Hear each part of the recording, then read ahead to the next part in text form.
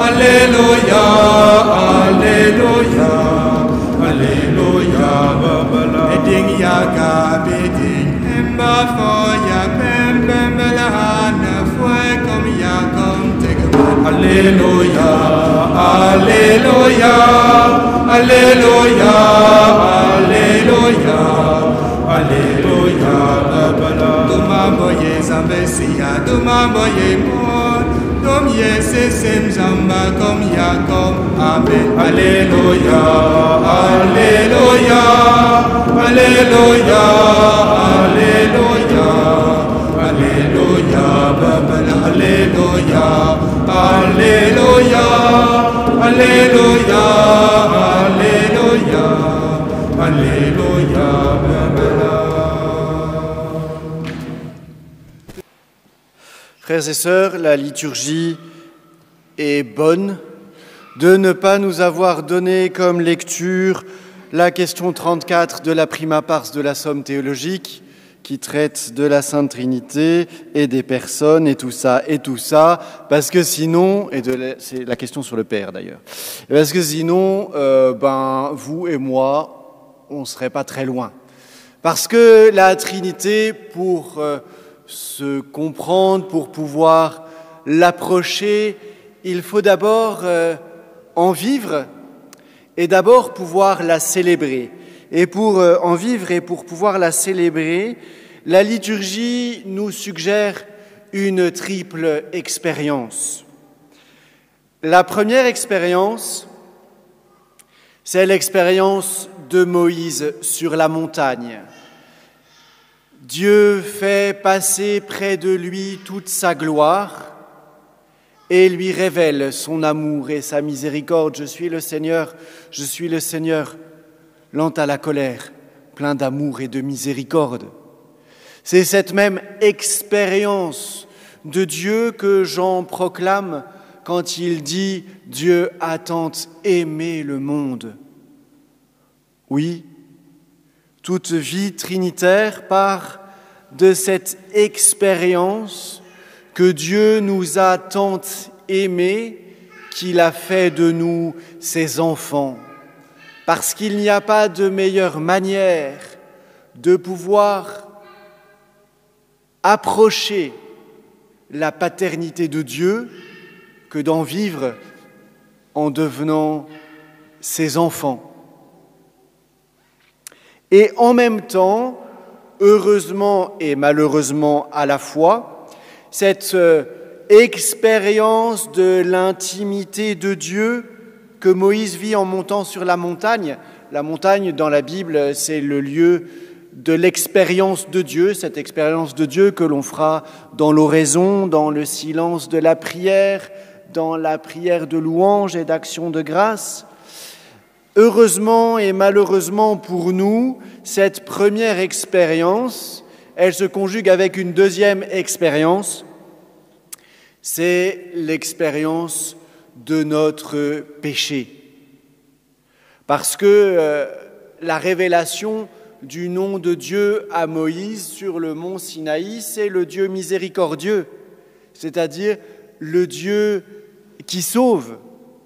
Et cette expérience que Jean proclame de l'amour de Dieu, c'est cet amour de Dieu qui envoie son Fils pour nous sauver, c'est-à-dire pour nous rétablir dans notre capacité à vivre cette vocation qui est la nôtre, d'être des hommes et des femmes de communion. Si Dieu nous a fait hommes et femmes, c'est pour nous permettre d'expérimenter au cœur de notre condition humaine, notre insuffisance et la nécessité que nous avons d'exister en relation à l'autre. Mais le problème, c'est que cette expérience-là, elle se fait essentiellement par nos ratages et elle se fait souvent plus par nos ratages que par nos succès. Et ça, c'est le côté mauvaise nouvelle. Mais le côté bonne nouvelle, c'est précisément que le Seigneur ne se laisse pas arrêter. Et c'est ça la grandeur de l'amour, c'est qu'il ne se laisse pas arrêter par le péché, mais au contraire, il se sert de tous nos péchés, de toutes nos failles, de toutes nos petitesses, de toutes nos défaillances, comme des brèches dans lesquelles il va pouvoir s'engloutir. Vous connaissez la 9e béatitude, bienheureux les fêlés, ils laisseront passer la lumière.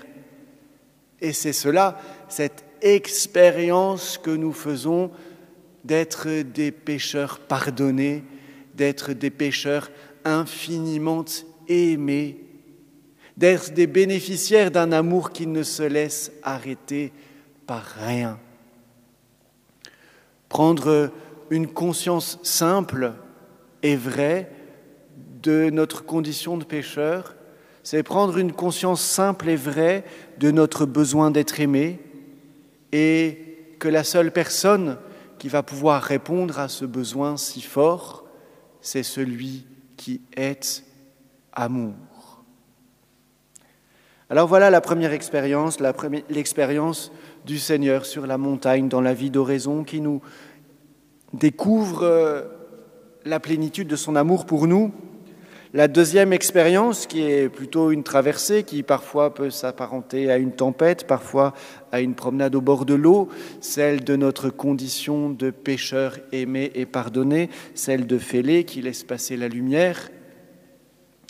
Et du coup, il y a une troisième expérience qui est comme au croisement des deux, c'est celle de l'Église, comme Paul nous en faisait l'invitation dans la deuxième lecture, l'expérience de la communion.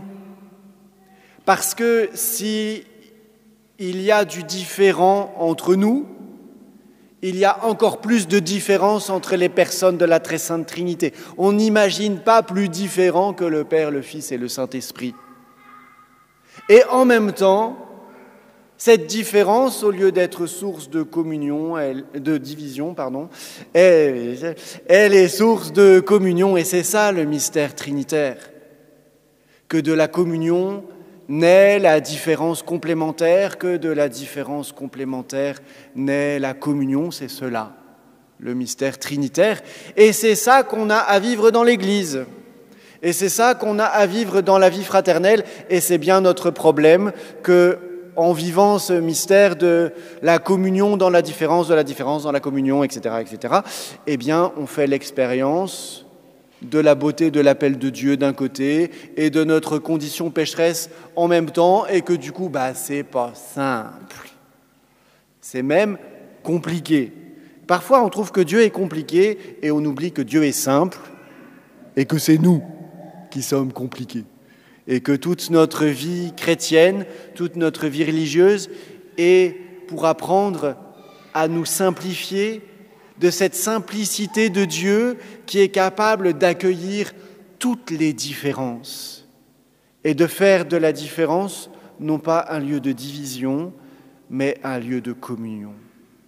Et dans cette triple expérience, cette expérience de la prière, cette expérience du pécheur pardonné que nous sommes, cette expérience de l'Église comme communion dans la différence, alors nous ferons l'expérience de ce Dieu trinitaire qui nous aime plus que tout, pour qui il vaut le coup de donner toute sa vie. Et de cette expérience-là jaillira notre louange. À toi, louange et gloire éternellement. Amen.